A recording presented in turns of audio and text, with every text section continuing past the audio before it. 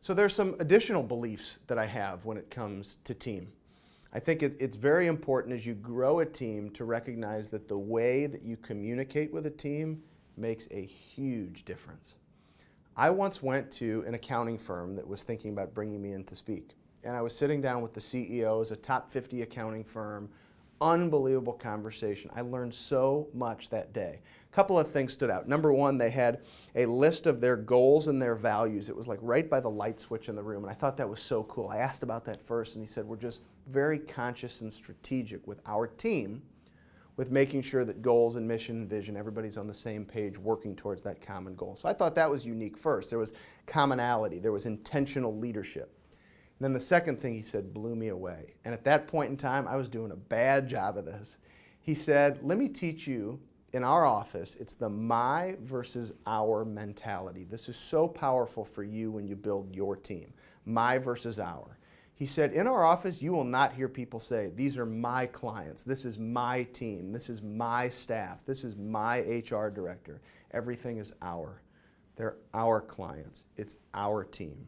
And I started to look back. I'm like, what do I say in emails? I'm like, oh yeah, my assistant will reach out to you, and my this and my that. And I thought, like, how possessive and terrible does that sound? So I took his advice, and I said, how positive would it be for our team, for the team to then hear, somebody from our team is going to reach out to you for this. I love working with our team. Our team can't wait to meet you. Kim from our team, you're going to love her, as opposed to my assistant is going to contact you. And we implemented that, and we actually were able to see a direct result in morale. Because if you're CCing somebody on your team, and literally in the email, just take this basic example, they start seeing, Jesse from our team will reach out to you, as opposed to my assistant Jesse. They're going to feel really good about reading those words. Very inclusive, very team-oriented. And I think when you can do that in a practice, it's going to build tremendous morale, and it's going to help you with retention of individuals that are on your team. I don't believe in the word staff, because when you think of this my versus our mentality, it's possessive, it's my this, my that, my this, my that. It's our team. And rather, I don't have a staff, I have a team. And I think one thing that's incredible about great teams is great teams recognize that no one individual is better than anybody else. And to accomplish whatever the goals, the dreams, the mission, the vision are of an organization, of a team, you can't do it by yourself. And if you all have to rely on each other taking ownership, owning your piece to the puzzle, then it's not my staff. I don't have a staff. It's our team, and we all work together for a common goal. And I think a lot of people, what we've seen the response is that they can remember times when they were part of a team and they really enjoyed it. And the more that it's inclusive and it's team-oriented, it's going to be a more fun environment to thrive in.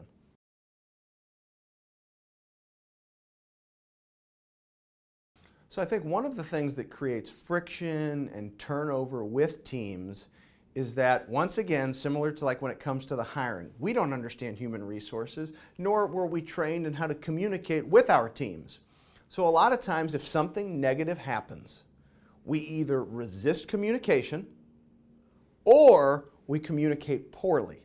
Now, I've been bad with this in the past, always trying to have great mentors to work with me. You solicit feedback from your teams, work very hard, and I feel like I've improved it. Just like for you.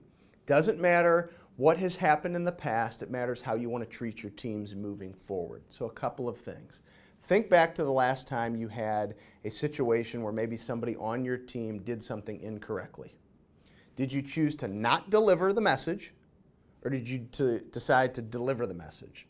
Now, let me give you one example. I happen to do a lot of speaking with companies up in Canada, and I was recently on a follow-up phone call, and there's this unbelievable individual. She's such an inspiration, and she was sharing, she's actually one of the top 50 female advisors in Canada, and she was sharing that whenever there's frustration with her team, I say, well, how do you do? What do you do to communicate? She goes, I do nothing. She says, I go to my office, and I don't even talk to the person on the team.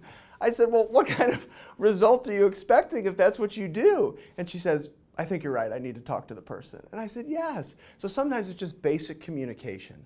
And when you go to deliver the bad news, this is very important, start with something positive. If you always start with something positive, then what may come across as negative will be a lot softer. So I might say, hey Joey, I recognize yesterday what you did with one of our clients was unbelievable. I learned so much just from watching you handle that situation.